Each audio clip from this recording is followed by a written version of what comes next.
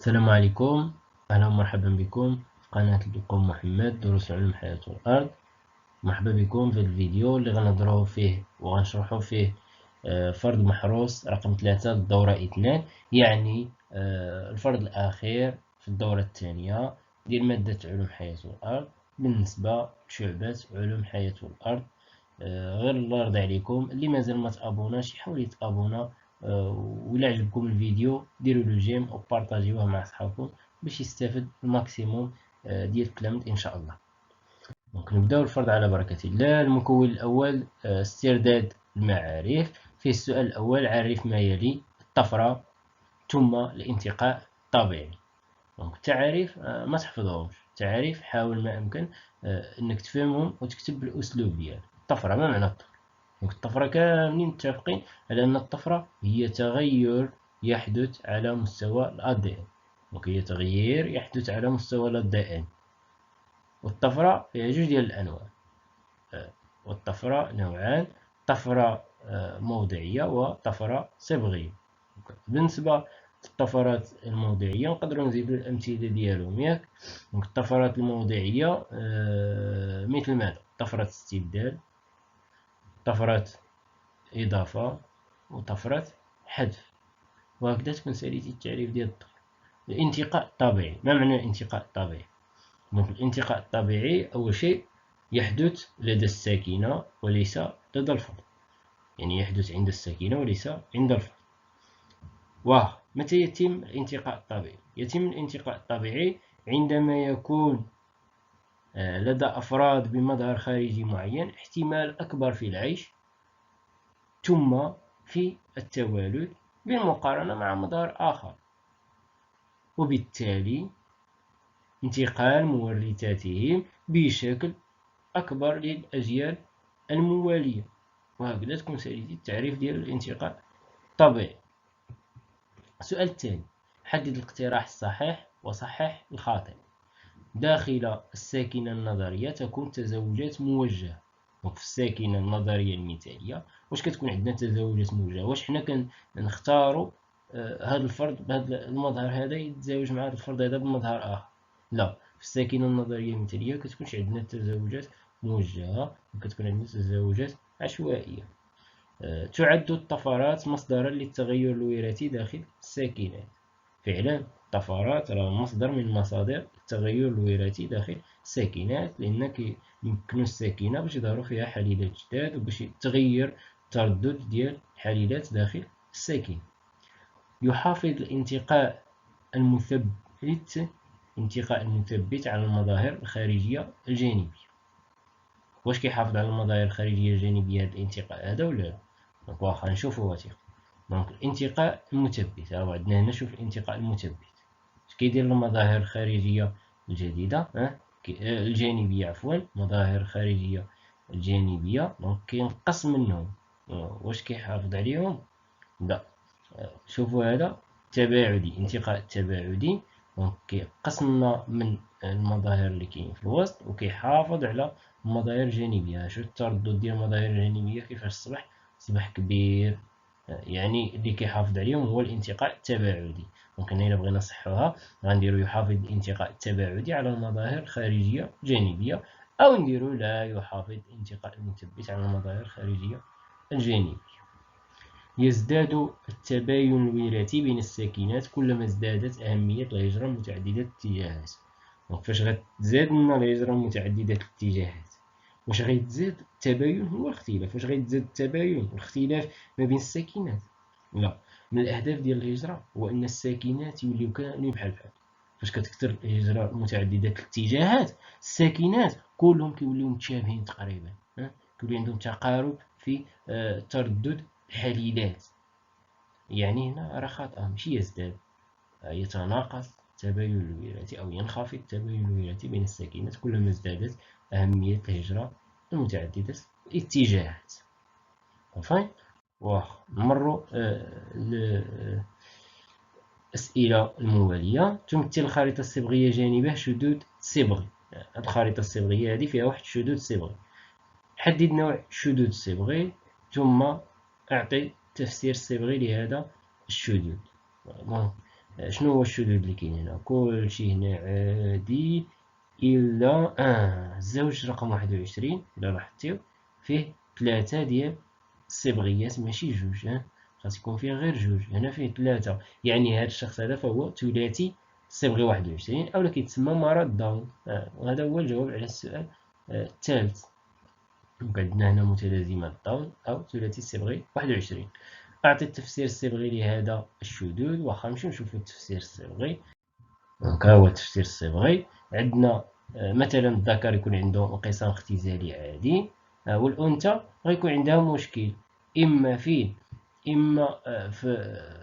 الانقسام المنصف. الانقسام المنصف كما كاين هنا عندنا، نبداو من اليسار الله يرضي عليكم. الانقسام المنصف الانقسام الأول غيكون عندنا الصبغيات بجوج بهم 21 غيمشيو غير في خلية وحدة، خلية أخرى شي خاويين فيها شي 21، وبالتالي غنحصلوا على خلايا اللي فيهم جوج ديال الصبغيات 21. اولا ممكن يوقع الخلل فين يكون عندنا في الانقسام الثاني، يعني في الانقسام التعادلي. في الانقسام التعادلي واحد الخليه غيكون فيها جوج ديال الصبغيات 21، واحد الخليه ما فيها شي صبغي 21 كاع، رغم انشطار جزيء المركزي. وبالتالي ملي غتجمع لنا هاد الخليه اللي فيها جوج ولا هاد الخليه اللي فيها جوج مع واحد الخليه اللي فيها صبغي 21، شحال غتولي في الخليه ديالنا في البيضاء؟ يولي فيها 3 ديال الصبغيات 21، ومن بعد هذيك البيضات تنقسم باش تعطينا جنين، يعني كاع الخلايا ديال الجنين يكون فيهم 3 ديال الصبغيات 21.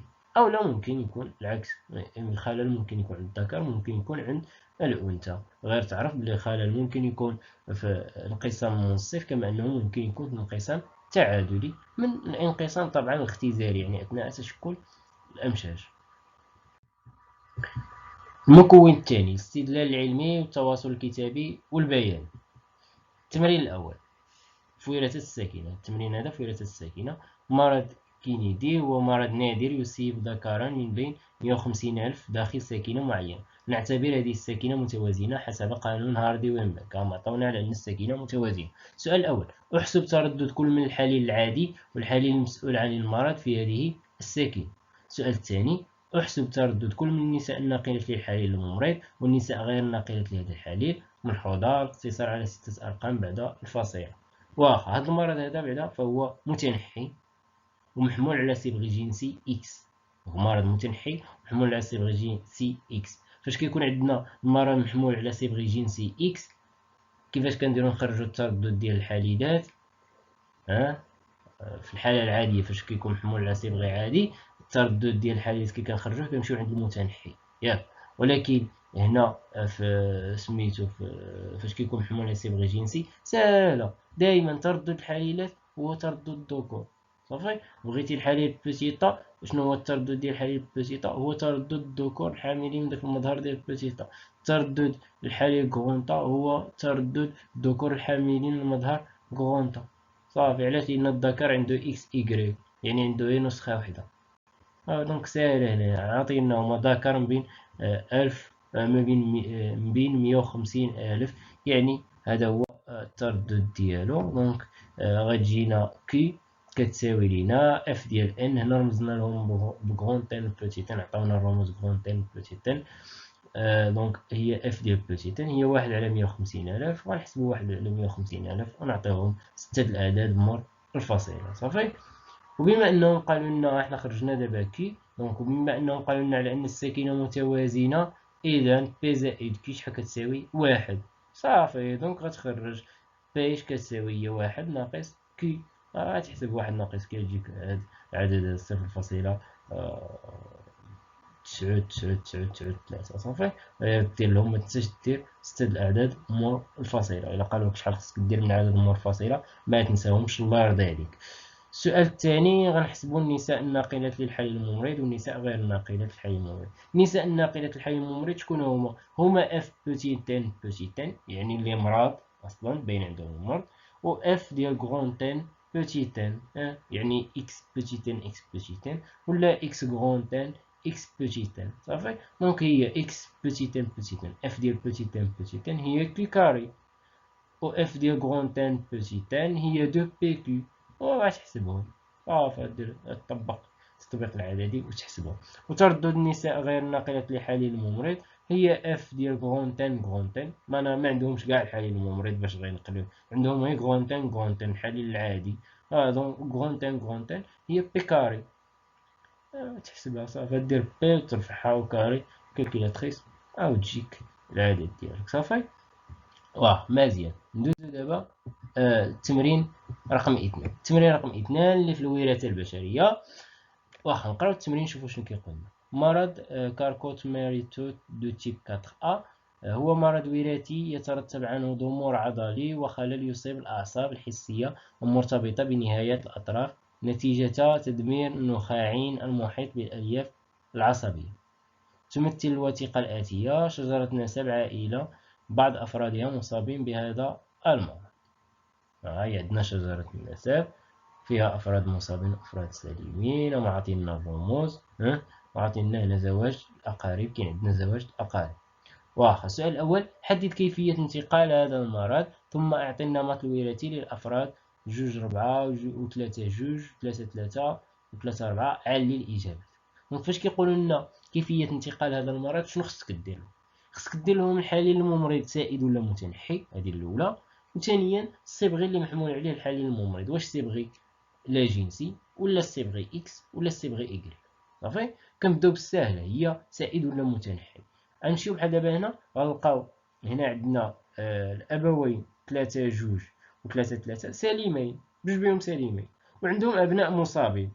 دونك هاد المصابين ما كانوش في الجيل 3 وظهروا لنا في الجيل 4، يعني ان الحليل الممرض متنحي، كان مخبع وعاد بان، يعني متنحي مخبع عند هاد الابوين. صافي. دونك الحليل الممرض احنا خرجنا على ان الحليل الممرض متنحي، دونك غنرمزولو بالتي صغير. وبالتالي الحليل العادي سليم سائد. الحليل السليم العادي غيكون سائد اذا كان الممرض متنحي، الاخر العكس ديالو. الحليل العادي سائد. واخا انت خرجتي الحليل العادي سائد والحليل الممرض متنحي، دابا بقى لك خصك تحرج على اين صبغي محمول، واش صبغي جنسي اكس ولا ايكغيك ولا لا جنسي. كتبدا بالساهل، هو ايكغيك، هو اللي كتاكد منه واش كاين ولا ما كاينش، تبدا بايكغيك. دونك الا افترضنا على انه محمول على ايكغيك غنجيو نشوفو نلقاو هنا انثى مصابه، انثى 4-2 مصابه، فما يمكنش.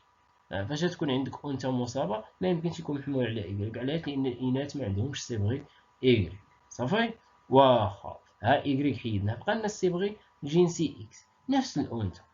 الا افترضنا على انه محمول على اكس، دونك هاد الانثى شنو غتكون؟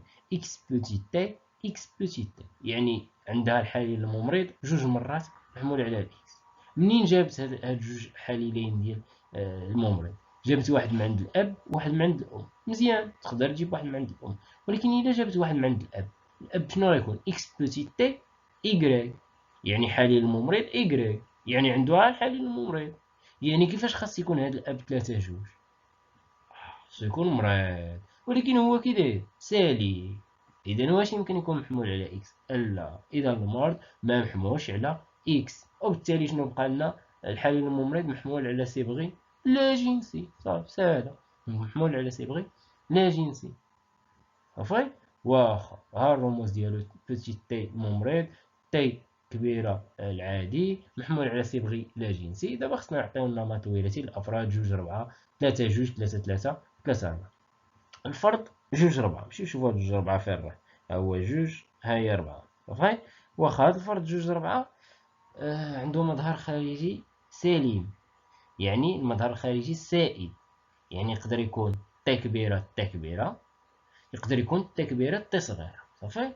ودابا خصنا نتاكدوا اين هي اللي صحيحه. الا كان بامكاننا نتاكدوا خصنا نتاكدوا اما التي كبيره التي كبيره اما التي كبيره التي صغيره. باش كنتاكدوا اين هي اللي صحيحه كنشوفوا وحده في جوج، كنشوفوا الخلف وكنشوفوا الاباء.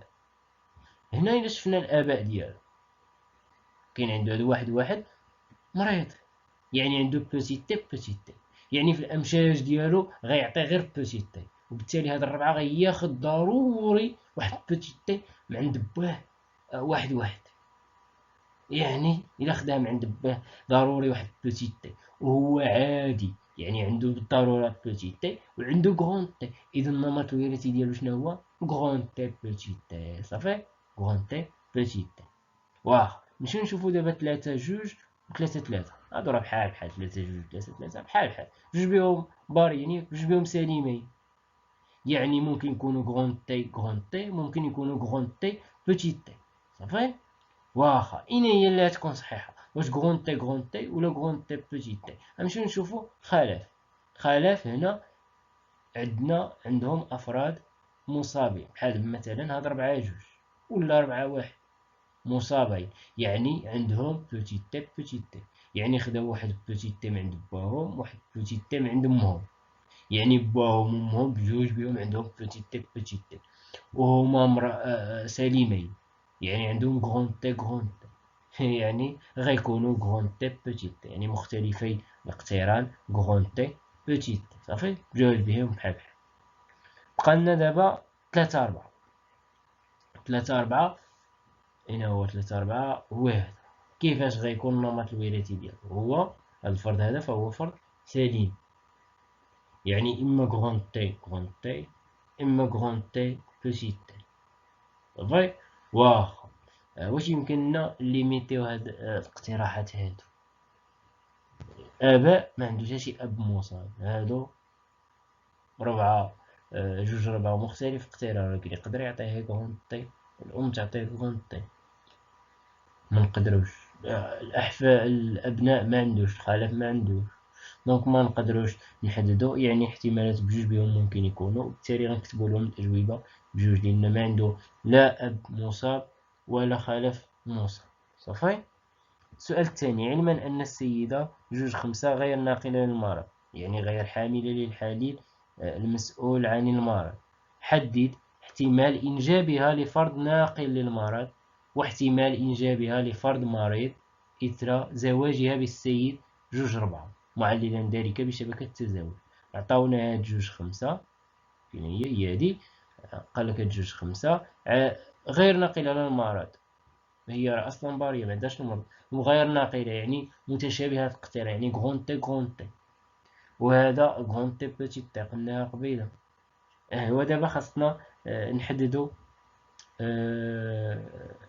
احتمال انجابهم لفرد ناقل للمرض، ونديرو شبكه التزاوج. صافي ساهله هادي، غادي نجيو غادي نديرو الامشاج ديال هادي ديال 2-5 هي غون تي دونك غتنتج غون تي ياك، غتنتج غون تي حنا درناها هنايا ها هي غون تي، وهاد 2-4 عنده غون تي وعنده بوتيت تي، يعني غينتج في الامشاج غون تي وغينتج امشاج فيهم بوتيت تي. ايوا غنديرو شبكة تزاوج، هذا الاحتمال ديالو 1 هذا غون تي، هذا احتمال ديالو 1/2 صافي. دونك هنا 1/2 في 1 هي 1/2 غون تي، الأخرى 1/2 في 1 هي 1/2. صافي. دونك هنا هذا غون تي ما نقلوش كاع فيه المرض، هذا ناقل فيه المرض، يعني 1/2 احتمال إنجابها لفرد ناقل للمرض. ولكن واش نجبو شي فرد مصاب؟ ما كاين عندهم حتى شي فرد مصاب، يعني صفر فرد مصاب. 1/2 الأفراد اللي غينجبوهم ناقلين للمرض، يعني سليم وعنده الحليل الممرض. صافي. واخا نمشيو نشوفو السؤال الآخر. 2 بين باعتماد شبكة التزاوج أن زواج الأقارب بين 3-2 و 3-3 يرفع من احتمال نقل هذا المرض واحتمال إصابة الأبناء به. قالوا لنا خصنا نبينو على أن زواج الأقارب راه كيرفع من الاحتمال ديال نقل المرض واحتمال الإصابة به. دونك ساهلة، غادي نمشيو نديرو شبكة تزاوج بعدا ما بين هاد 3-2 و 3-3، وعاد ديك الساعة نشوفو واش كيرفع من الاحتمال ولا لا. غير عقلو معايا بلي راه لقينا غير 1/2 في الحالة العادية، فاش كيكونش عندنا زواج الأقارب، هاد 2-4 و 2-5 هذا تزوج من براني. دونك غنشوفو كان قلنا 1/2. نمشيو دابا نشوفو شحال غادي نلقاو احتمال نقل المرض واحتمال الإصابة به عند الأفراد. وكنديرو شبكة التزاوج، هادو قلنا على أنهم مختلفي الاقتران بجوج، يعني غيكونوا بجوج بهم يعطيونا غون تي ويعطيونا بوتيت تي باحتمال ديال 1/2. وغنصايبو شبكة التزاوج، راكم كتعرفوا لها بسيطة، ديري غون تي مع غون تي، 1/2 في 1/2 هي 1/4، عاوتاني هنا غون تي بوتيت تي 1/2 في 1/2 هي 1/4. حنا غاديين دونك في الاخر غنجمعو غنلقاو هادو ما عندنا ما نديرو بيهم، هاد 1/4 هادي. صافي. هادي علاش؟ لان هادو ما عندهمش كاع الحالين الممرض، تهنينا منهم. بقى لنا هادي بوتيتي 1/4، دونك هذا احتمال الإصابة كان 0، دابا شتي شحال صبح 1/4، احتمال الإصابة صبح 1/4. احتمال نقل المرض نشوفو هادو 1/4 زائد 1/4 شحال هي 1/2، كاينة معاودة 2 مرات، هي 1/2، ايوا زيد عليها 1/4، دونك كانت غير 1/2، دابا زيد عليها حتى على 1/4، هادو راه اللي مصابين راه كينقلو المرض. ايوا دونك هو تزاد لنا احتمال الإصابة بالمرض، وتزاد لنا احتمال نقل المرض بزواج الأقارب. وهكذا نكونوا سالينا الفرض ديالنا.